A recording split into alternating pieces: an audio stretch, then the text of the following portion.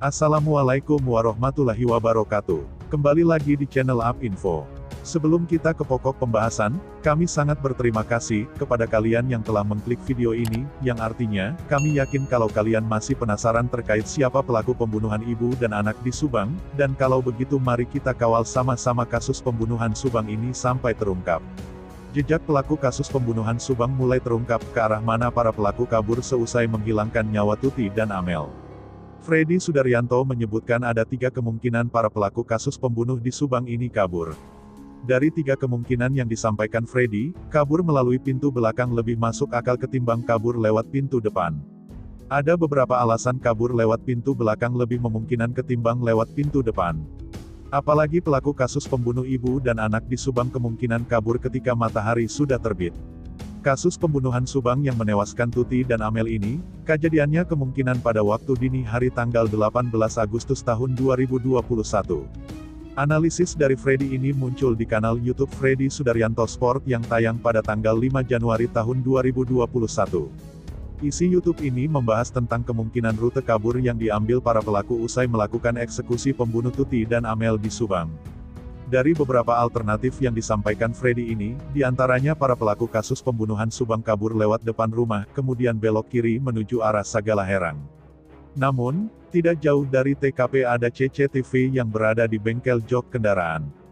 Kemungkinan lainnya atau jalur kedua yang bisa digunakan untuk kabur adalah para pelaku kasus pembunuhan Subang ini keluar dari tempat kejadian perkara melalui jalur depan kemudian belok ke kiri menuju Jalan Cagak, Subang. Namun di rute ini juga ada CCTV yang ada di dekat Alfamart dan tempat pencucian mobil. Tempat ini pernah ditelusuri oleh tim penyidik dengan menurunkan anjing pelacak yang saat itu terus-terusan mengendus di tempat sampah. Polisi dengan menurunkan tim anjing pelacak pernah menyusuri rute dan sempat singgah di tempat pencucian mobil dekat Alfamart yang jaraknya sekitar 100 meter dari TKP kasus pembunuh ibu dan anak di Subang.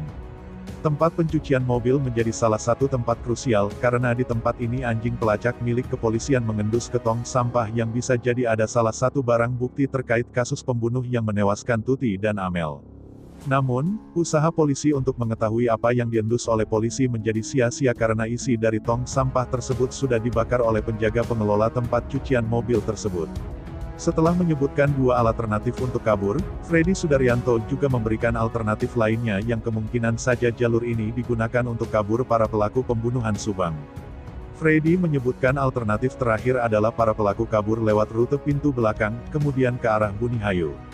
Di jalur ini ada CCTV dari sebuah pabrik bahan kimian di mana CCTV yang mengarah ke kebun dan jaraknya cukup jauh dari TKP kasus pembunuhan Subang. Sempat disampaikan oleh tim penyidik bahwa CCTV yang ada di depan pencucian mobil, mengarahkan ke gerbang rumah TKP namun tidak jelas.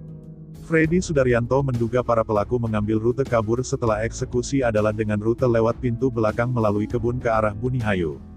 Alasan Freddy adalah, kalau para pelaku kabur dengan mengambil rute lewat depan, tentu sekitar jam 6.30 sampai jam 7 sudah banyak orang lalu lalang dan suasana sudah terang benderang. Apa yang disampaikan Freddy dianggap masuk akal. Sekitar pukul 6 pagi saja saat pelaku mengeluarkan mobil Alphard sudah ada saksi Mang S dan sopir angkot yang sempat melihat pelaku yang sedang menyetir Alphard hitam di TKP, apalagi jika pelaku kabur sekitar pukul 6.30 sampai jam 7 waktu Indonesia Barat pasti kondisi lebih ramai.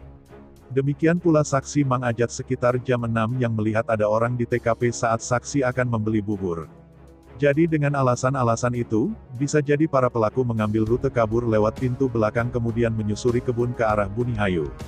Di jalan Bunihayu inilah para pelaku memarkirkan kendaraan mereka. Menurut Freddy, kemungkinan mereka sudah memarkirkan kendaraan mereka di dekat tower tempat jalan keluar dari kebun ke jalan di Bunihayu. Itu baru asumsi saya pribadi, bisa benar bisa juga salah, tutur Freddy Sudaryanto. Nah, gimana menurut kalian? Terima kasih telah menyimak video kami, nantikan video kami selanjutnya.